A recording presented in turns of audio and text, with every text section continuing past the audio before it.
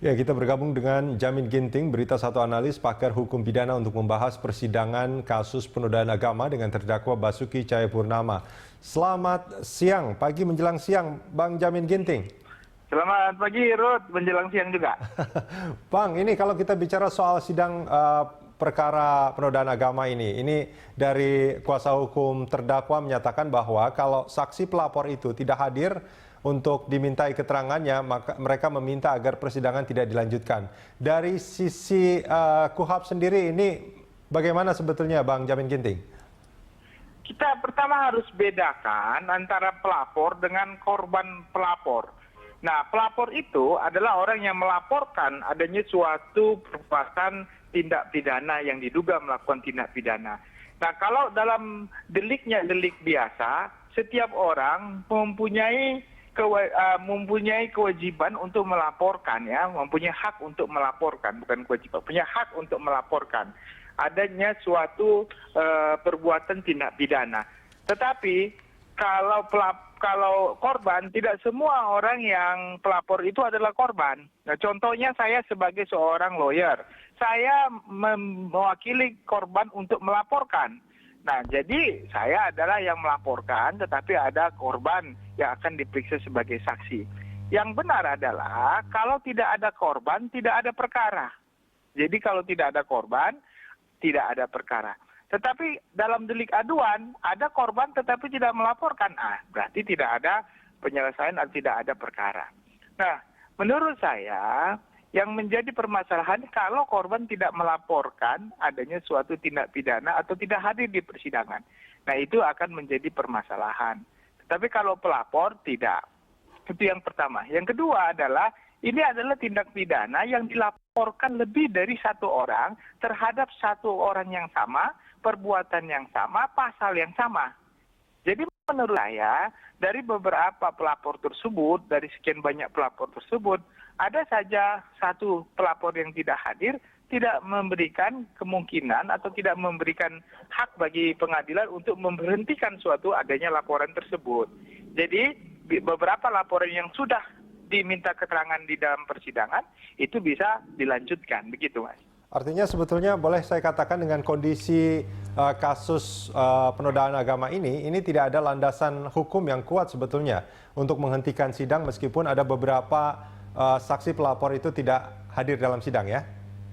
Yang tidak menjadi dasar supaya tidak melanjutkan sidang hanya dalam hal eksepsi yang diajukan oleh para penasihat hukum seperti yang kemarin, contohnya karena adanya pelapor yang tidak memiliki legal standing atau tidak mempunyai kekuatan hukum sebagai pelapor, atau pengadilan tidak berwenang karena menyangkut tentang kompetensi absolut, artinya ini bukan perkara pidana, atau kompetensi relatif karena kejadiannya bukan di pengadilan Jakarta Utara. Nah, dalam hal itulah maka pengadilan bisa memberhentikan dan menyatakan tidak berwenang melakukan pemeriksaan terhadap kasus ini. Tetapi kalau pelapor yang lebih dari satu pelapor di mana laporannya merupakan laporan yang sama, maka salah satu pelapor tersebut tidak hadir, maka karena sudah dipanggil secara patut, tidak akan memberhentikan proses persidangan tersebut.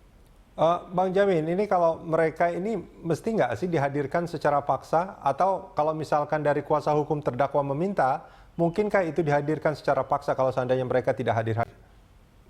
Setiap saksi yang ada dalam berita acara, bahkan apalagi kalau dia sudah melaporkan, harus itu dihadirkan dalam persidangan.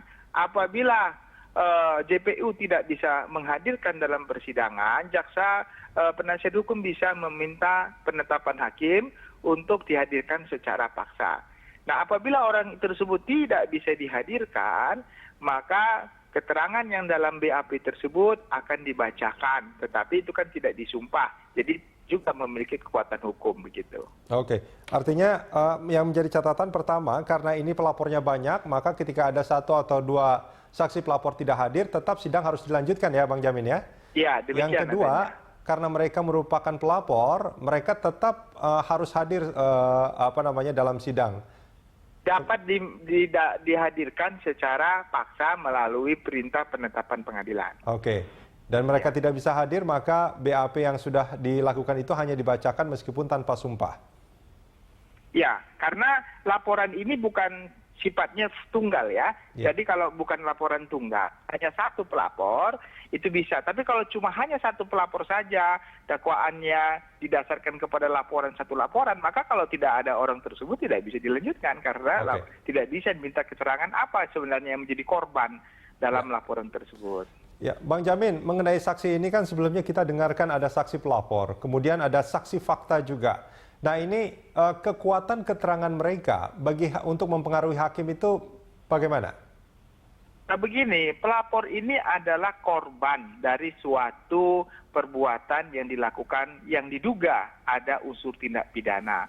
Sedangkan saksi adalah orang-orang yang melihat, saksi fakta adalah orang-orang yang melihat, mendengar, dan mengalami kejadian tersebut.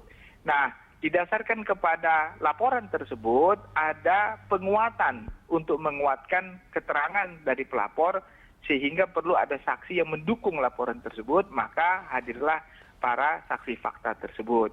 Sehingga JPU dapat membuktikan benar adanya apa yang dilaporkan tersebut berdasarkan pada keterangan daripada saksi-saksi yang melihat sendiri, mendengar sendiri, dan mengalami sendiri kejadian tersebut. Jadi itu saling mendukung antara saksi korban dengan saksi pelapor, bahkan dengan saksi fakta.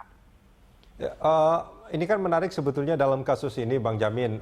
Kalau kita bicara soal apa yang terjadi di Kepulauan Seribu itu, bagi sebagian orang itu aktus reusnya ada dan juga mens reanya ada. Tapi kan ini memang harus dibuktikan di persidangan nanti.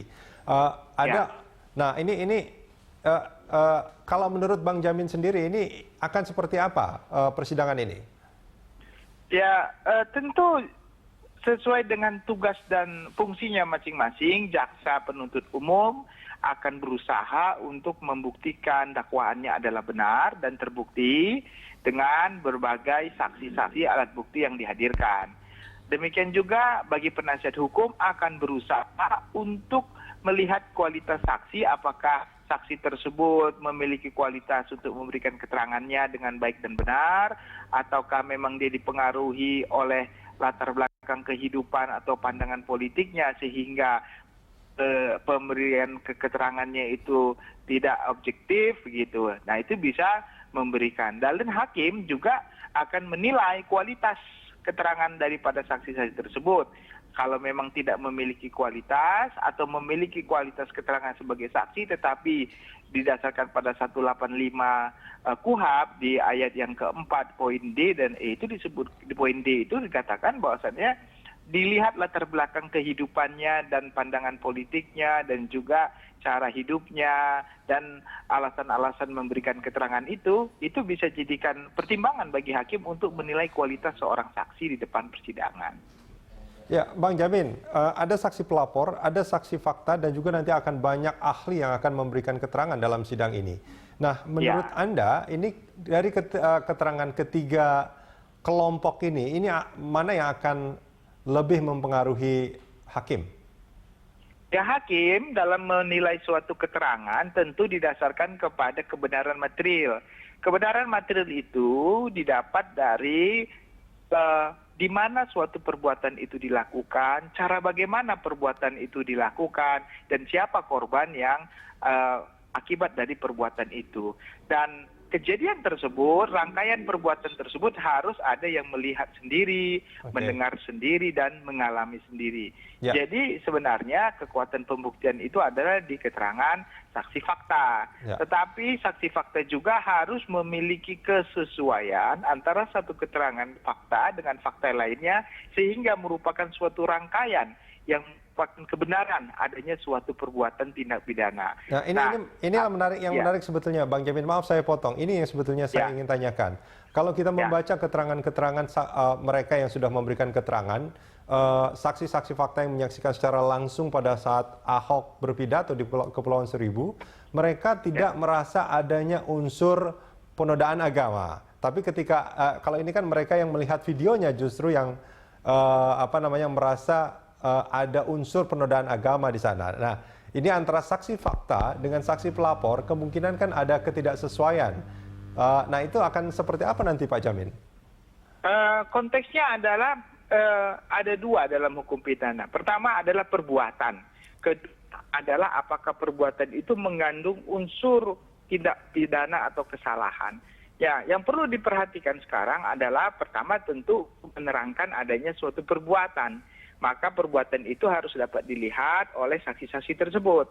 Apakah perbuatan itu mengandung unsur kesalahan, maka itu nanti akan diterangkan dalam keterangan para ahli dan para hakim yang akan menilai keterangan tersebut. Jadi tidak bisa dikatakan mereka menilai sendiri. Contohnya mereka menilai, oh itu tidak ada menistakan mereka. Nah itu sudah menyangkut tentang unsur kesalahan.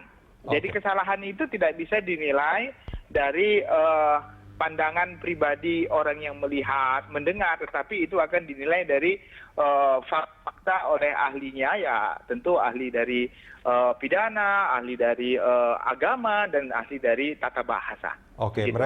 Ini ahli nantilah, keterangan ahli nanti yang akan lebih menentukan. Boleh saya katakan seperti itu dalam kasus ini? Ya, untuk membuktikan adanya suatu perbuatan itu mengandung unsur kesalahan sebagaimana dimaksud pasal-pasal tersebut. Baik. Bang Jamin Ginting, terima kasih banyak Bang sudah bergabung bersama kami di Breaking News Berita 1 Sama-sama, Mas Rudi, selamat bertugas.